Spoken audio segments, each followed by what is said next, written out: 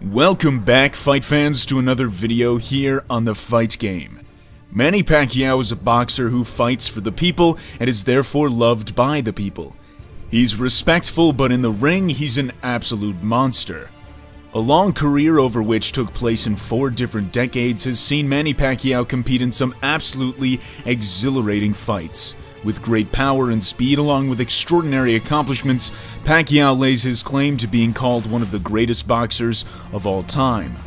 He started in the Philippines with not a cent to his name. He fought to feed his family and rose through the ranks in the hardest way possible. To get where he is now from where he once was would more often than not be referred to as a folktale. But there is much truth to how Manny Pacquiao defied all odds in his life to become one of the world's most popular sporting icons. However, it's been an all too common occurrence where we praise a boxer based on nothing but hype and emotion. But Pacquiao does not fall into that spectrum because Manny Pacquiao, perhaps more than anyone else in recent boxing memory, has surpassed the thoughts and opinions of the masses. What once before seemed impossible, Pacquiao manifested. He is several orders of magnitude greater than any current fighter in the sport right now, and in ultimate essence, he has practically defied the most daunting of challenges. Those challenges, of course, coming in the form of boxing opponents. Welcome to this video here on the Fight Game, where we take a look at some historic moments of Manny Pacquiao's legendary career, where he defied his opponents and shocked the boxing world. I want to first start with his American debut. The reigning super bantamweight champion Lelo Ledwaba was due to defend his world title, but his opponent pulled out and was in need for a replacement.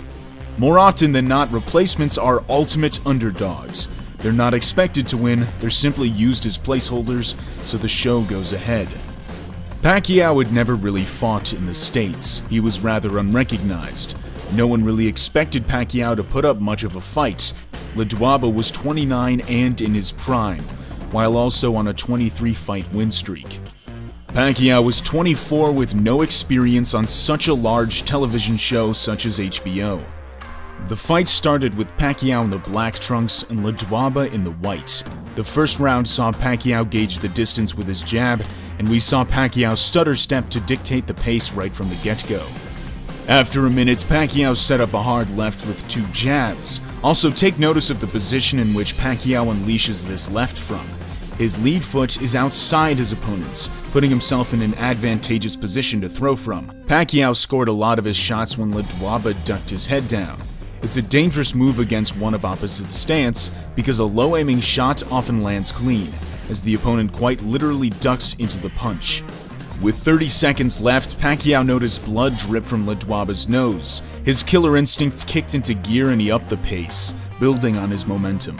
Pacquiao was faster, but not just with his hands, but with his feet too. As round 1 came to a close, Pacquiao went back to the corner.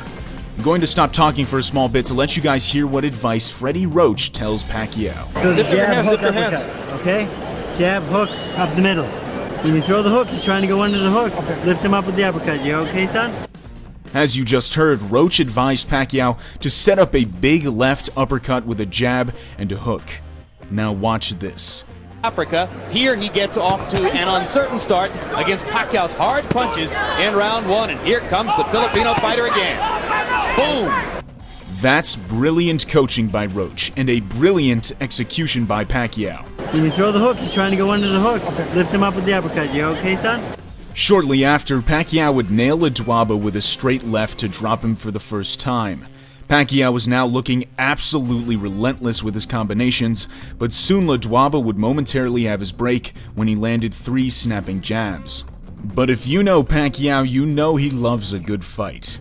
In just 2 rounds, Pacquiao had won the love of the fans and the crowd. Round 3 saw Pacquiao dominate, jabbing at times but then exploding with lightning combinations. Roach noticed Ledwaba flinching in response to Pacquiao's feints, so he instructed to feint before unleashing those big combinations. Start using your feints and your head movement. Okay. Alright? Just like in the locker room, you hear me? Okay. Here, Pacquiao feints a lead hook, then lets go of a straight 1-2, then feinted again before throwing a 5-punch combination. As time went by, it was pretty clear that the fans were witnessing something special. In round 5, Pacquiao floored Ledwaba again with a straight hard left. This was pretty much the end, and Pacquiao knew it. Ledwaba was defied. The fans were surprised and the world couldn't wait to see him again. I imagine Ledwaba to be very angry with his managers, who picked Pacquiao as a replacement. Next up, we've got Pacquiao versus Erik Morales 2, the rematch. But first, let's take a brief look back at their first fight. Pacquiao fought for the first time at 130 pounds, after beating Barrera at 126. The passionate support from the fans of Erik Morales and Manny Pacquiao was very much clear, and commentator Jim Lampley couldn't have put it better. The scene here in the arena, as raucous, as wild, as loud, as festive as we've ever seen anywhere before a big fight. The first round saw Pacquiao land a fast and clean flurry of punches, only to be returned with an even more sinister attack from Morales. Pacquiao and Morales are both alike in the sense of having that pure killer instinct in the ring. The rest of the first round saw them exchange punches in seesaw action. However, as the fight went on, Morales found the formula for success with disciplined boxing. Waiting for Pacquiao to attack recklessly, then to capitalize on mistakes made in doing so. But at times, Pacquiao's relentlessness is just too much, and Morales gets overwhelmed. Pacquiao was the aggressor, but Morales decided that the best way to beat Pacquiao was by counterpunching and controlling with the jab. As the first few rounds went by, Morales' disciplined boxing paid off as it broke Pacquiao down. He had his pockets of fast combinations when Pacquiao got tired, and shortly after, Pacquiao had a very bad cut over his eye. Round 5 saw Morales pick up the pace, imposing his will on a very wounded Pacquiao.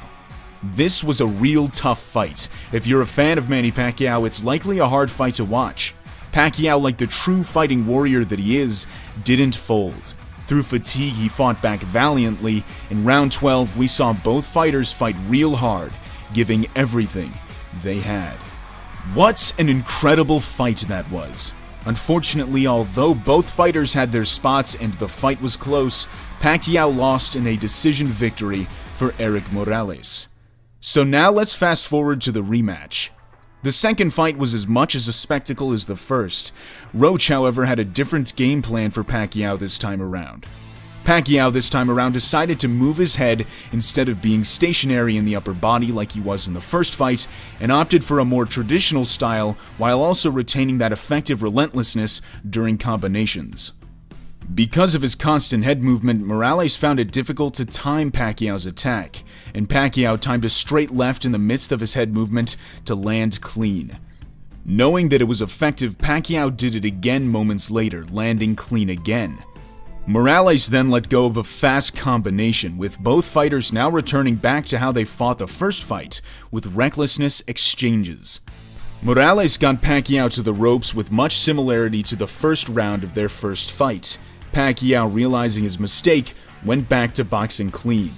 Pacquiao landed another great left after a slip. As Morales had been accustomed to Pacquiao's side-to-side slipping, he wasn't expecting the straight left hook that took the place of a right slip. Pacquiao saw Morales back up and unleashed a combination. Then both traded back and forth. A massive left hand which blew Morales back saw both of them go toe-to-toe again, much like their first meeting. The course of the fight saw both of them fight closely, but Pacquiao with a little more of an edge than the first fight. And then in round 10, Pacquiao landed a massive right hook, then followed that up with another left hook to drop Morales.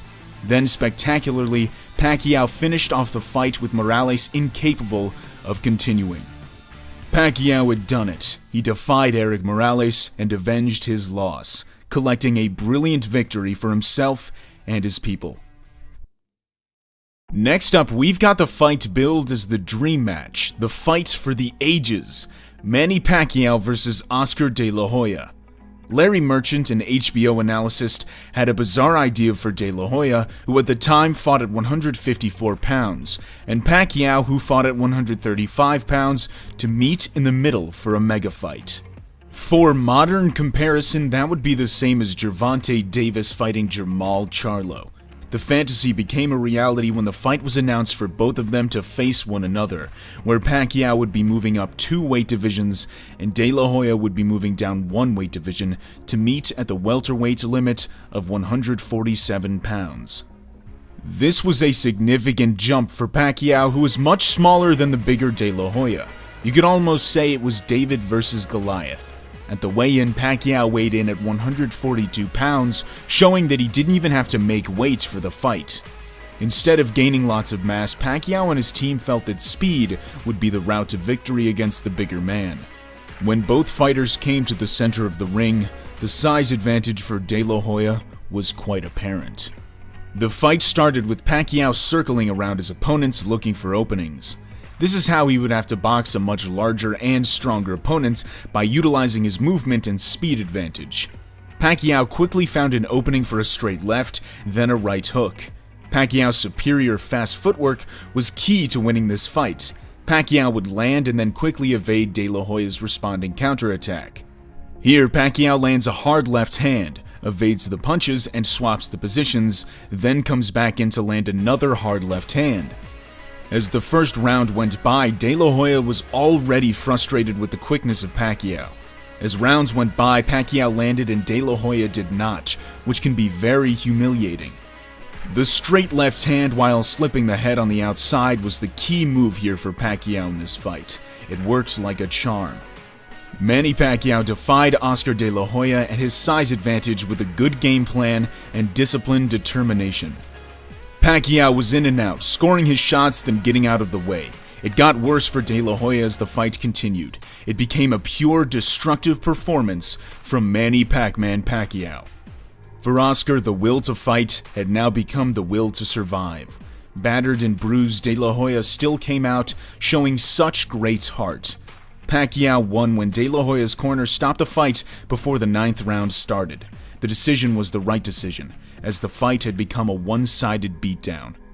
Pacquiao sent De La Hoya into retirement. He would not fight again. The loss took some time for De La Hoya to recover from. It actually took a very tough beating to get me out of the sport. I mean, he beat the hell out of me. I would actually have steaks ready, frozen steaks ready in my room to press them against my face and against my body. When Pacquiao defeated Ricky Hatton by knockout and Miguel Cotto by decision, he became a 7-weight world champion. Surely many thought that he had finally reached his limit, but Team Pacquiao went far and beyond to extend that already incredible record to 8 weight divisions, when he took on Antonio Margarito at 154 pounds. Margarito was even bigger than De La Hoya, and many critics said that Pacquiao had now bitten off more than he could chew. That was, of course, until fight night. Pacquiao started the fight much like the De La Hoya fight, circling his opponent. Watch this sequence in round 1. Pacquiao invited Margarito to jab with his own jab. Pacquiao leans back just slightly to dodge the punch, making Margarito overextend, and then capitalizes on the opening with a hard lead hook. One of the keys to victory in this fight for Pacquiao was to bait Margarito into throwing and then to throw over Margarito's lazy punches with fast, snappy counters. Pacquiao needed a good high guard defense in this fight, and he did quite well in taking Margarito's much stronger punches. Speed was also key in this fight. Once again, Pacquiao's lightning-fast speed came to rescue in many exchanges, throwing 2 to 3 punches in the same time that Margarito throws 1. As the fight went on, we saw the greatness of Manny Pacquiao unfold by teeing off with sharp, fast combinations, then jumping out of danger much like the De La Hoya fight. In the 4th round, Pacquiao hurts Margarito badly with a body shot, then followed up with a barrage of punches. As the round went by, Margarito's eye got worse. Many asked for the fight to be stopped, but Margarito continued. We would later find out after the fight that Manny Pacquiao had actually fractured Margarito's eye. Towards the end of the fight, the swelling worsened around the eye, making Margarito practically blind in his right side. With such limited vision, Pacquiao continued to beat down Margarito relentlessly, which brought him to a unanimous decision victory to become the only 8-division world champion in boxing history. That record still stands to this day. Pacquiao had defied Margarito's gargantuan size. Pacquiao showed that he had the heart and skill of a strong champion. He also showed that he's not only a good boxer, but a great boxer. And last but not least, we've got Pacquiao versus Thurman. At 40 years old, Manny Pacquiao took on one of the sport's strongest and most powerful welterweight champions by facing Keith Thurman. The fight, which was broadcasted by Fox Sports pay-per-view, saw Pacquiao take on a young gun of the sport. A lot of people thought Pacquiao was done, that he was too old and that it was dangerous for his health to be taking on such a high-level opponent like Keith Thurman. This was one of my favorite Manny Pacquiao fights, considering the trash talk from Thurman in the lead up to the fight. It will be great to defeat him July 20th. I'm truly looking forward to it. Pacquiao, of course, had little to say. He likes to leave his fists to do the talking. Nobody will intimidate me. Pacquiao in round 1 dropped Thurman, which was a stunning surprise wake-up call for the trash talker. The left hand to the body dropped Thurman's hands and directed all of Thurman's focus down below. Then Pacquiao came back up with a straight right to drop Thurman. Pacquiao, energized by the knockdown, continued the fight in true Manny Pacquiao fashion, with devastating speed. It's incredible that at 40 years old, Pacquiao was able to fight with such intensity and ferocity as he had done in his younger days. However, Thurman hits very hard and the fight was generally close, with Pacquiao winning most of the first half and Thurman winning most of the second half. Pacquiao, after the fight, had compared Thurman's power to Margarito's, saying it was thudding and hard to take. But the 40-year-old legend endured. He outfought and outboxed the younger man. In his prime, Manny Pacquiao was beating legends. Now he's a legend, he's beating people in their prime. The man is truly something else. Pacquiao landed a very hard left hook to the body in round 10, which saw Thurman run and even take out his gum shields to breathe. Pacquiao won by decision in a close fight. He defied the youth and strength of Keith Thurman by breaking another record, by becoming the oldest welterweight champion in the history of boxing. That brings a close to this video. We hope you enjoyed it, and if you did, consider giving it a like as it helps us grow the channel. If you're a fan of Manny Pacquiao, what's your favorite thing about him? And if you want us to make more videos on Manny Pacquiao, let us know in the comments section below. Thanks for watching. We'll see you in the next video here on The Fight Game.